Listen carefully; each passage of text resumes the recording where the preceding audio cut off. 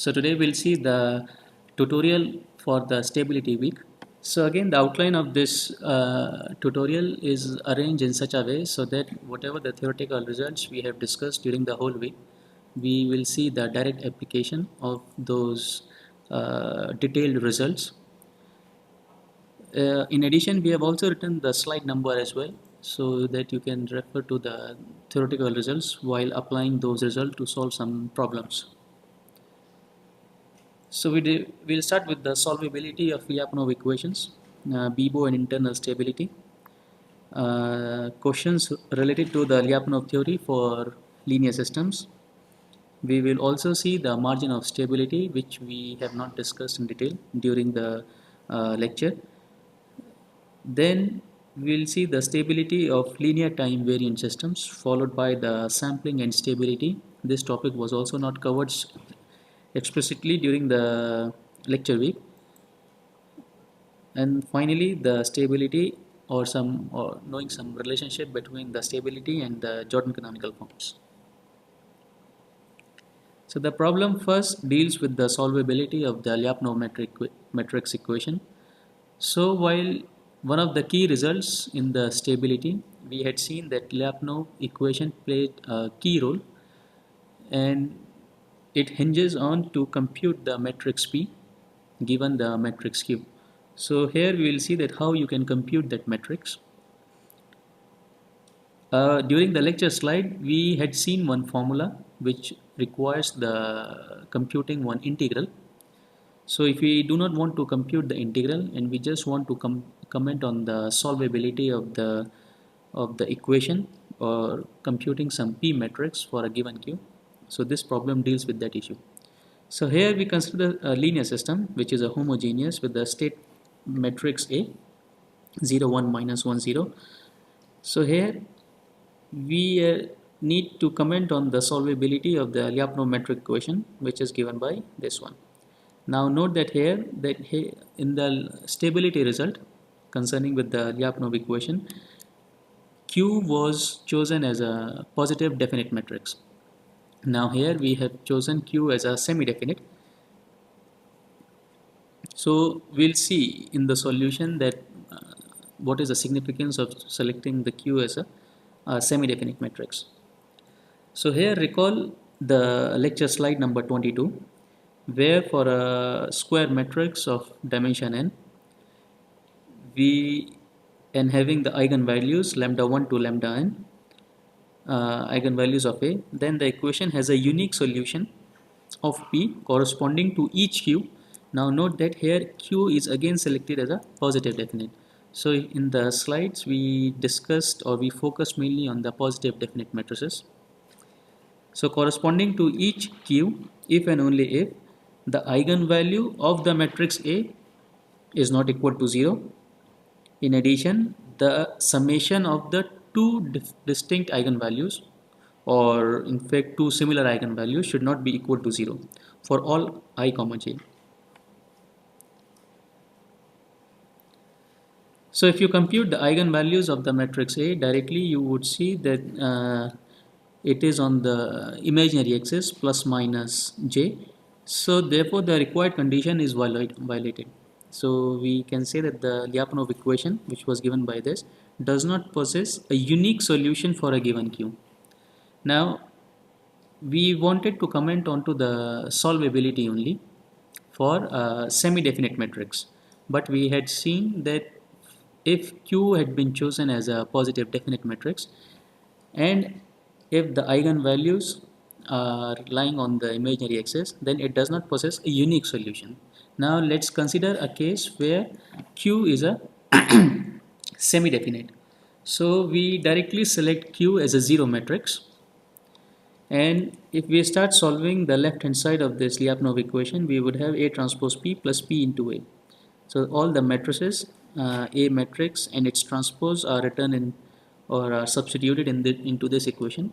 And for computing the P matrix, we have used symbolic variables P11, P12 and this P12 as well, because it is a symmetric matrix, and P22. So substituting these values, we obtain that we can compute the solution for P's which are given by P12 is equal to 0 and P11 is equal to P22, meaning to say there exists a solution for a semi-definite matrix. Now suppose, therefore, for any A belonging to a set of real numbers, the matrix P is equal to AI is the solution of the Lyapunov metric equation. So the consequence of choosing Q as a semi-definite matrix, we see, though it does not possess a unique solution, because for different A's we will obtain different P. But being a semi-definite matrix, we can ensure that there exists at least one solution. Okay. Now choosing Q as a strictly positive definite matrix, you would see once you start solving for all the Pij's, you would see that we obtain P11 is equal to P22 and P12 is equal to 1 and P12 is equal to minus 1, which is not possible. So for Q is equal to 2y should be 2y. The Lyapunov equation has no solution at all. Right? The problem 2 deals with that given continuous time linear time invariant system where the A matrix is a square matrix of dimension 3. Similarly, the B matrix is 3 cross 1 and the C matrix is 1 cross 3. So again it is a single input single output system with initial conditions given as this. So so note that here that x3 is given in terms of the initial condition of the second state. So we want to analyze the system separately for the internal stability and also for the Bibo stability. If we write explicitly the dynamics of that state space equation, we can write three different equations, one and each for the different states, x1 dot, x2 dot and x3 dot. So if you see the first equation, first the state of or the right hand side does not contain any x2 and x3, so we can separately solve this equation for x1, which has been done here by using the variation of constants formula. Then putting those x1 or using those x1, we can compute this x2 and x3 separately for the given initial conditions. Now computing yt, which is nothing but the summation of the first two state minus the third state, we obtain final this result.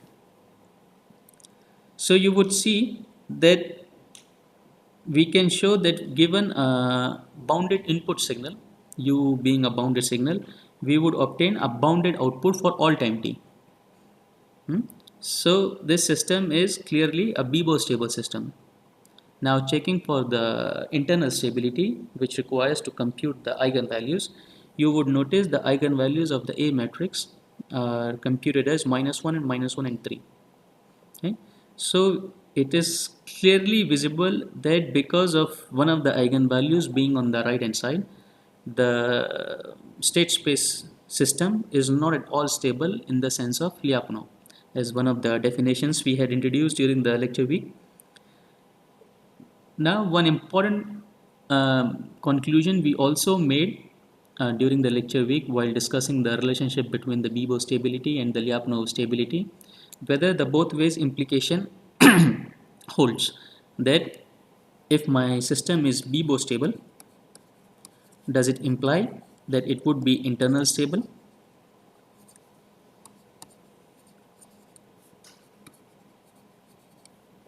Or if my system is internal stable, my system would automatically be Bibo stable. Now with this example, we have seen that the state space equation is Bibo stable, but it is not internal stable. So this implication would hold true, while this implication won't hold, so which is a false. So here we have written this external stability. By external stability, we actually mean the Bibo stability, because we also call this external stability because we are dealing with the external signals u and y, not with the internal signals, which is the state. So that's why we call it the internal stability. Okay.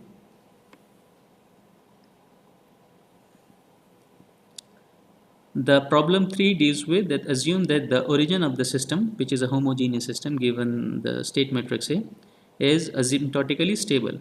So we know that all the eigenvalues of this matrix lie on the left hand side. Then we need to show that the matrix A is similar to another matrix A bar, which satisfies that A bar plus A bar transpose is a negative definite. Okay. So this question can also be formulated in other words, that is to say that the system is equivalent by a linear change of coordinates to a system in terms of the state denoted by Z with the A bar state matrix, for which the Euclidean norm is strictly decreasing along non-zero solutions. So if you recall that the Euclidean norm, it is equivalent to computing the two norm of the matrix or the vector. Okay, so let's see the solution to this problem. So here you should recall the slide number 30, which discusses the Lyapunov theory of stability for linear systems. So recall that since the matrix is A, it's Hurwitz, saying the matrix A being Hurwitz, meaning that all the eigenvalues are on the left hand side. So there exists a positive definite solution to this equation given a positive definite matrix Q. Okay. Now this Q can be selected any positive definite matrix. So we have selected that I. So there exists any P, which is again symmetric and positive definite, satisfy this equation. Okay. Since the matrix is already a stable matrix, so the Lyapunov equation would hold for the given Q and P. Now once we have computed the P matrix, we can define another positive definite matrix, let's say S, such that S square is equal to P. Now we can also write S is equal to the under root of P, and we shall call it the positive square root of the matrix P. Why the positive square root? Because we know that if whenever we are taking the square root of any positive number, so the square root could be either on the positive side or on the negative side. But we are specifically taking the positive square root, and we call it this matrix as a positive square root matrix of the computed matrix P. Now using the property of the symmetric and a positive definite matrix, we say that this matrix P to the power 1 by 2 is invertible, and we can write this matrix as P to the power minus 1 by 2 as the inverse of the square matrix itself. Okay.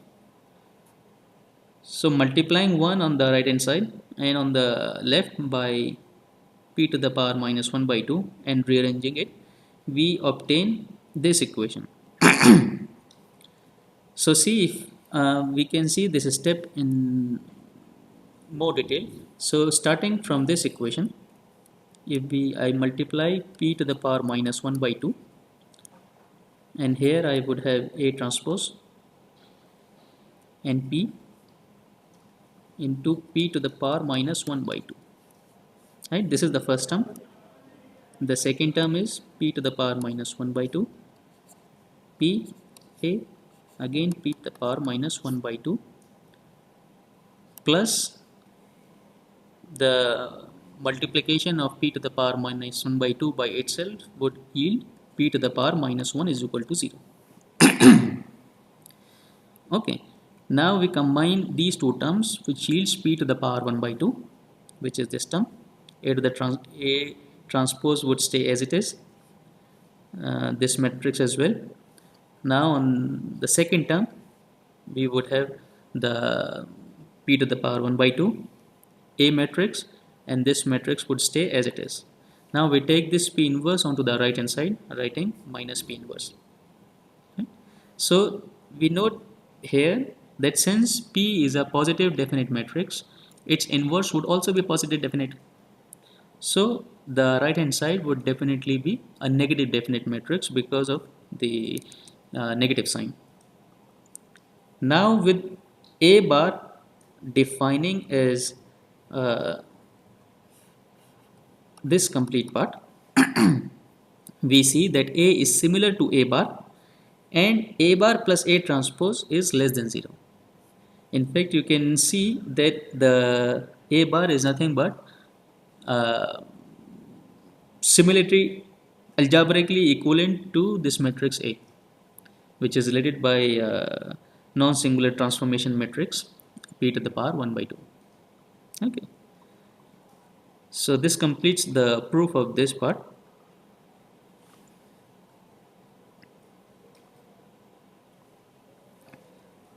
In the problem 4, we see that given a positive number sigma and Q be a positive definite matrix and a matrix of the same size as Q, show that if there exists a positive definite matrix P such that it satisfies this equation, then every eigenvalue of A satisfies that the real part of the eigenvalue is less than minus sigma.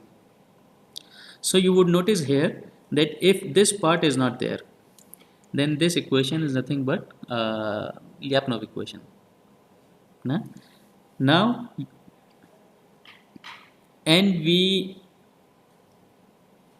know that for a given positive definite matrix Q, if there exists a positive definite matrix P, then the A matrix would be a stable matrix.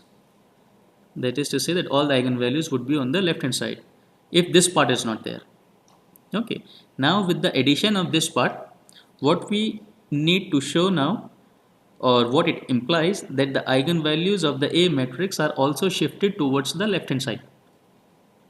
Okay, or let's say in fact the axis, the 0 axis is shifted to the left hand side.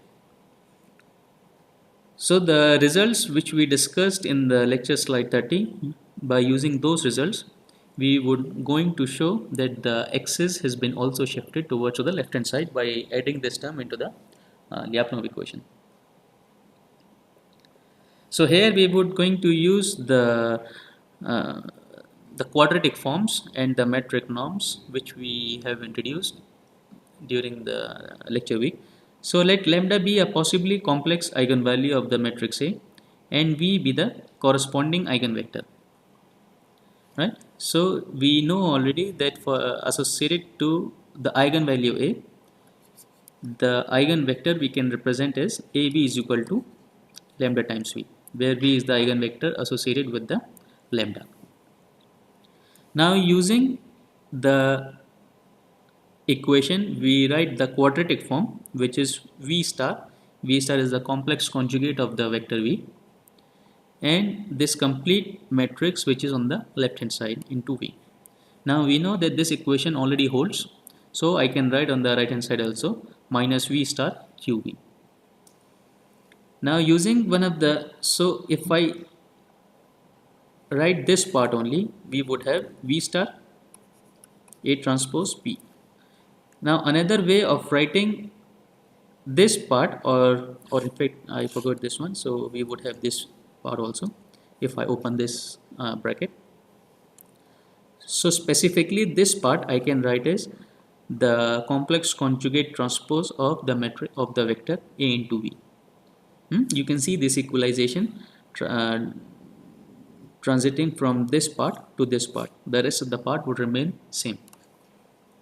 Plus V star PA into V plus I can, because sigma is a scalar, so I can commute with the vector. So I write 2 sigma V star P into V, which is equal to the right hand side as it is.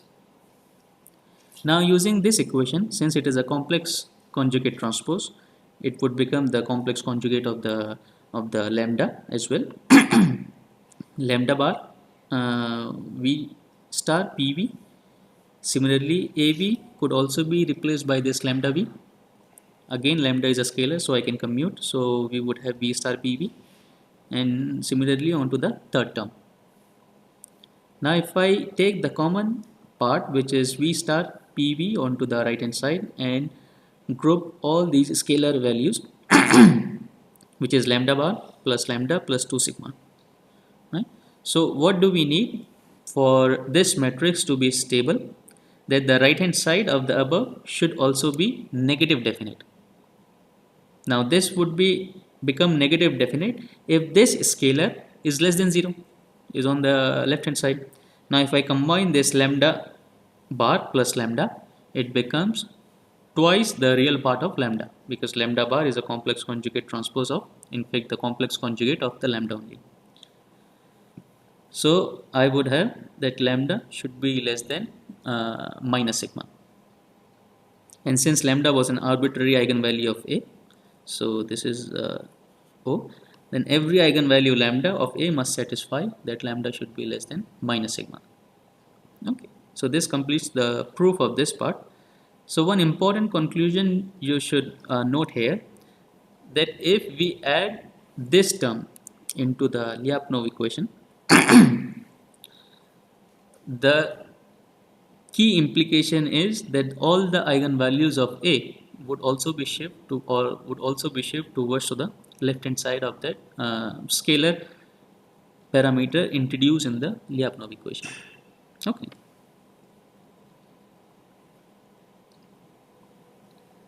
So the problem 5 deals with the stability of linear time varying systems.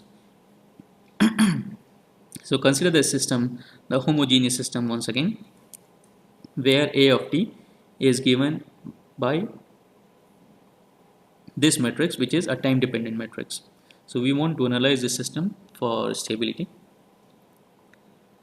So this equation is this question is based on the lecture slide 57, where if I quote one of the statements from that slide, that the fact that it is not possible to comment on the stability of a linear time varying system by merely computing the eigenvalues of the state matrix. So far, if my system is an LTI system, we have been determining the stability by computing the eigenvalues. Now if we want to apply the same concept to a time varying matrix, we had established that using the eigenvalue concept, you cannot determine the stability of a time varying system, though it is linear. So we will see that how you can compute determine the stability. So for each t, this you can do a very quick test, that using this A of t matrix, first of all compute the eigenvalues. So you would notice that the matrix has a repeated eigenvalue on -1. Now according to that concept, we see that the matrix or the homogeneous system is a stable system. But if we pay attention towards its computing the solution, so we see that x2 can be computed explicitly, and by putting x2 into the first equation, we can compute x1. So x2 trajectory is a stable trajectory for every initial condition, right? But if we pay close attention to x1t, because of this part, since it involves the positive powers of the exponential, we see that the x1 trajectory will reach towards infinity as t tends to infinity, meaning to say that this system is not stable, because if this system is happen to be stable, both the state trajectory should reach to 0 as t tends to infinity. While performing the eigenvalue test on this homogeneous system signifies that this homogeneous system is a stable system. So eigenvalue test is not applicable for time varying systems, and we need to, or one way is to compute the solution.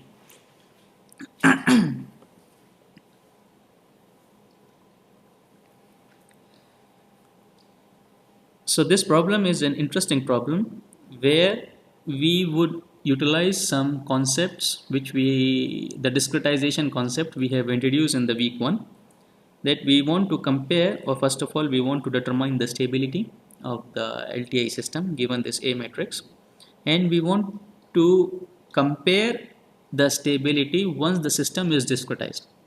Now we had separate tests for determining the stability given a continuous time system and a discrete time system. Now the problem here is that we are provided with a continuous time system. Now if we discretized it using the methods we have introduced in the week 1, we want to verify that the discrete time system is also stable, or whether the stability depends on the sampling time, right? So here first of all so there were two methods we have introduced for the discretization. First is the Euler's method, and where we have approximated this derivative part by that method, Another method is when we consider the signal u as a piecewise constant signal between the two sampling instant, and then we computed another discretization form of the continuous time system. So here, first of all, we'll do the sampling using the Euler method at two different sampling time, 0.5 and 0.1, and we see whether the system is state stable or unstable given the stability or instability in the continuous time domain. So you can quickly verify that the eigenvalues of the continuous time A matrix lie on the left hand side and on the real axis. So it is clearly an internal stable system, right? Now if we sample it using the Euler's method at the sample time t is equal to 0.5, this would be the A matrix in that case. Sample time multiplied by the A matrix plus an identity matrix of the appropriate dimension. So we obtain this AD. After putting this t is equal to 0.5, the continuous time A matrix and the identity, we obtain this A of t. Okay.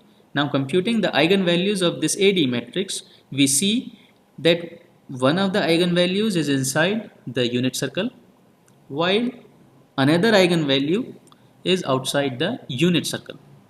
So if I sample my continuous time system at 0.5, we notice that the system is no longer a stable system in the discrete time domain. Now verifying at t is equal to 0.1, we see this AD matrix, and computing the eigenvalues, we notice that both the eigenvalues are in fact inside the unit circle. So at one sample time t is equal to 0.1, it is a stable matrix, or it is still a stable system. For another sample time, which is a bit on the higher side, we see that the system is no longer a stable system. And you can also parameterize the stability in terms of the sample time by solving this last equation in terms of t and determining the condition on the t.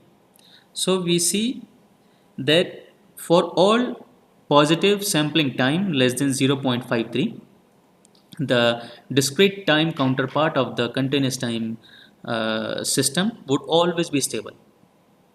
Right? This is what we have noticed, that once we have chosen capital T is equal to 0.5, which is greater than this value, then the system becomes an unstable system. Right? So now if we use another method of discretization, that is the second method, which is equivalent to computing the discretized system by using the C to D command in the MATLAB, which is the continuous to discrete time domain discretization. So you will notice that state matrix, whatever the state matrix we would obtain, it would be stable for all the sample time. So this method, so one of the consequences or one of the motivation behind using another method of discretization is that the Euler method is the least accurate result, provides the least accurate discretized system, and this is also visible in determining the stability also. So this condition provides a very conservative estimate of the sampling time. Now for the more accurate discretized method, which is equivalent to the C to D command, we say that you would notice that the state matrix is always a stable matrix. Okay. So this is the last problem of this tutorial. So we want to comment on the stability of the system x dot is equal to ax, where A is given by this 5 cross 5 matrix. So here we would utilize the theoretical results we had discussed onto the slide number 53 and 54, which basically discuss the relationship between the stability, the Jordan forms, and the minimal polynomial. So if you recall that we had defined we have obtained one of the results for stability, that if the eigenvalues are on the left hand side and if some of the eigenvalues are on the imaginary axis or the origin, and corresponding to those eigenvalues which have the zero real part, if the Jordan blocks are of 1 cross 1, then the system is marginally stable. So first of all we will compute the eigenvalues uh, of this matrix, then convert them into another canonical form which is called the Jordan forms, and we'll see that whether if there are some eigenvalues on the having the zero real part, if all the Jordan blocks are of 1 cross 1, then the system is stable. If it is not, then the system won't be a marginally stable. Equivalently, we have also defined in terms of computing the minimal polynomial, which is basically computing the roots of a polynomial of a degree lesser than the characteristic polynomial if possible. And there are some properties which needs to be satisfied for the polynomial being the minimal polynomial. So first of all we will compute the eigenvalues. The eigenvalues of this A matrix, we have the repeated eigenvalues at the origin, and the another eigenvalue is on -1. Okay, so for computing the Jordan form, you can use this MATLAB command, which is given by its own name, Jordan, and by the given matrix A. So this J matrix you would obtain. Now, if you notice here, we have 4 repeated eigenvalues at the origin and one eigenvalue at -1. So first of all, we'll form the Jordan blocks. So the first block is this one, which is corresponding to 3 repeated eigenvalues at 0. Another Jordan block is with respect to -1, and the last Jordan block is with respect to the 4th eigenvalue at 0. So here we notice that at the repeated eigenvalues at the origin, we have a Jordan block of 3 cross 3. So this system is not a marginally stable system. Okay. Now computing the minimal polynomial, first we write the characteristic polynomial s to the power 4 s plus 1 is equal to 0. So from here you would see directly we would obtain the repeated eigenvalues located at 0 and another eigenvalue at -1.